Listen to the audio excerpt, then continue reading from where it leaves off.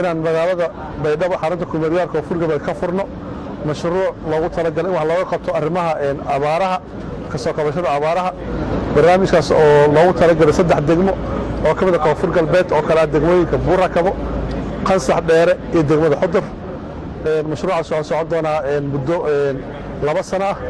wuxuuna bilaaban doonaa isbuuca soo socda haddii Ilaahay yiraahdo